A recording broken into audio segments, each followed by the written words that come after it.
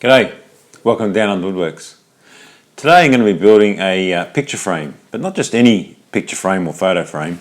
I'm actually going to be building a frame for this painted canvas, and it's going to be out of some pretty special timber.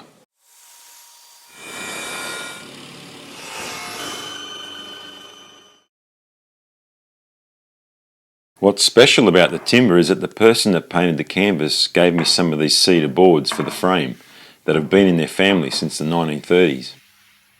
So I thought to myself, what's the best way to frame a painted canvas?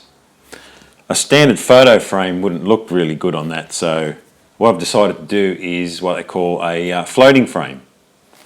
And because this timber's a very special piece of timber, can't afford to have any fails on this build. This board was surprisingly flat without any twist or cupping.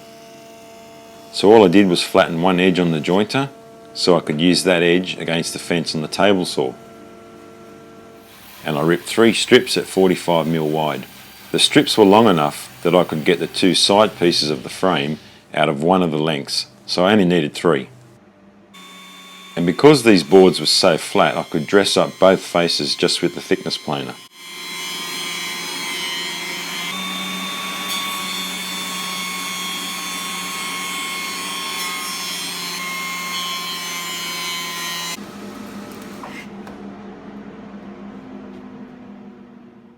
To start making the frame, I cut a mitre on one end of each length, except for the third one that was going to yield the 2 side pieces. I cut a mitre on both ends. Next, I marked up the final outside length of the frame sides by using a stop block on the bench, making sure my ruler was lined up exactly with the end. The final dimensions of the frame include a 6mm gap or shadow line around the canvas. If you want a detailed explanation on how to accurately measure the lengths of the pieces when making frames, check out my video at the end of this one. Then it was just a matter of cutting all the pieces to final length.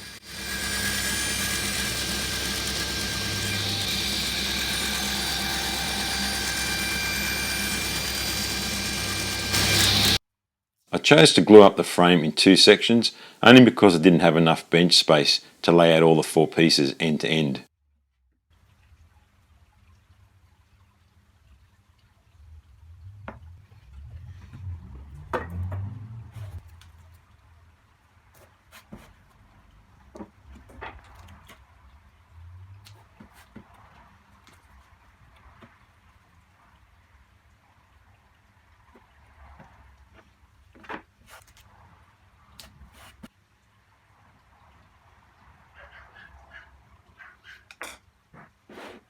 This method of gluing up mitres with masking tape is definitely the easiest and best way to do it. To hold the pieces in alignment, I use these heavy duty brackets that I know are 90 degrees, and I just clamp them into the corners.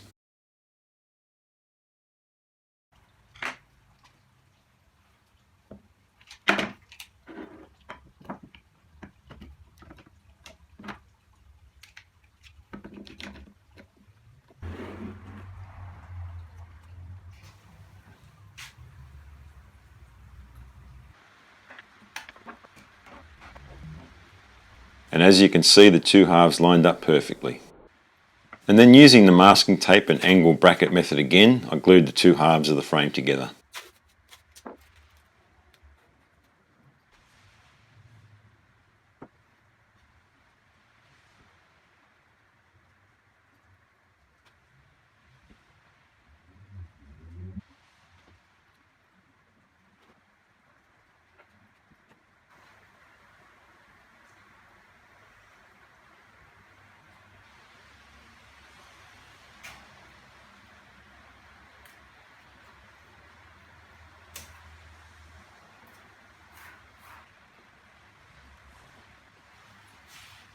To mount the canvas into the frame so that it looks like it's floating, the frame has to have some strips of timber mounted at the right depth on the inside edges for the canvas to be fixed to. I measured the thickness of the canvas and transferred that measurement to the inside edge of the frame as a guide to glue in some strips.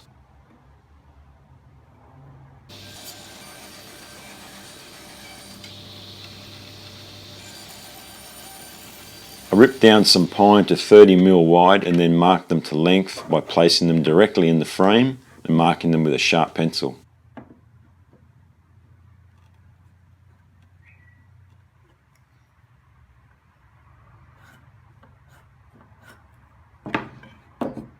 Then I carefully cut them to length on the table saw by creeping up to the exact size so there wouldn't be any gaps when fitted inside the frame. I could have mitered the joints on the backing frame as well, but I chose not to because I thought this was just simpler, and because so little of the frame is going to be seen anyway, it doesn't really matter. Just a quick tip here that I use a lot. When I have to sand into a corner, I put a small piece of sandpaper over the front edge of a scraper, and that lets you get right into the corner.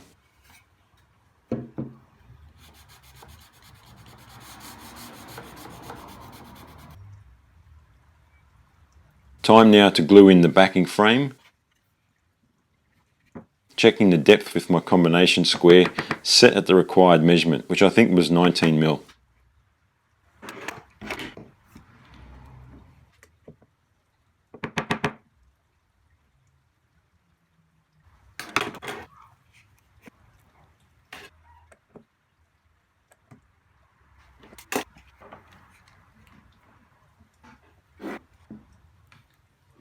The glue squeeze out needed to be wiped up immediately because it would have been way too hard to sand later, so I just wrapped a damp cloth over the end of a steel rule and that worked great.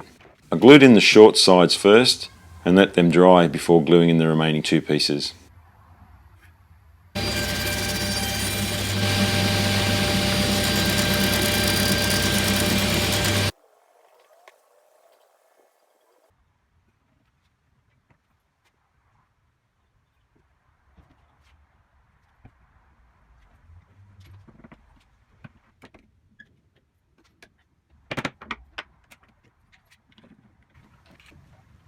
The frame was pretty much done now, so all I had to do was give it a sand all over and soften all the sharp edges.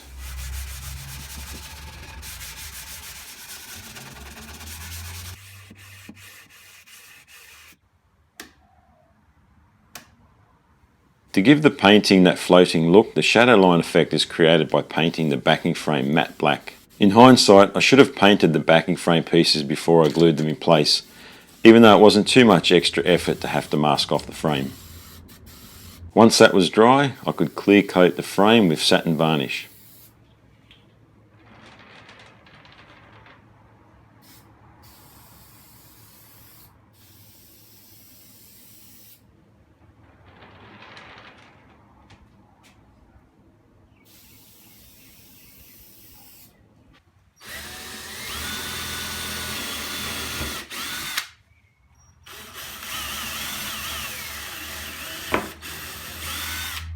I used spacers to make sure the canvas was positioned exactly in the centre of the frame and the shadow line was even all the way around, and then fixed it off with some screws.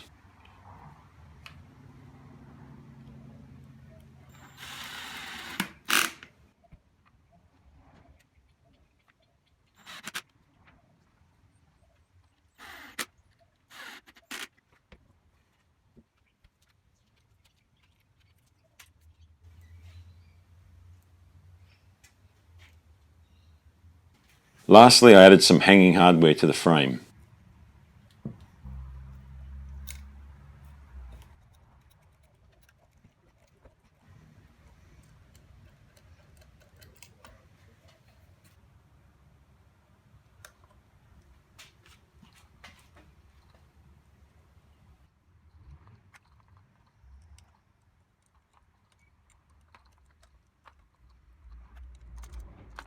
When using this hanging wire, I like to use heat shrink to keep everything in place and stop any frayed edges.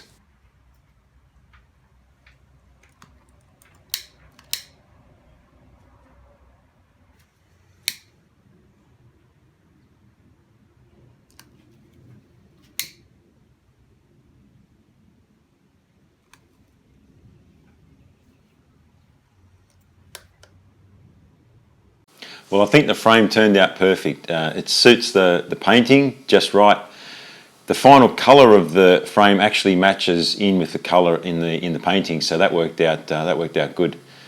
And just having the frame around the painting, I think it really just makes it pop, so I'm very happy with how it turned out. I really enjoyed working with that old cedar and the grain, and it was just beautiful. If it's your first time watching one of my videos, then a huge welcome. I hope you enjoyed it. As always, a huge thank you for watching along.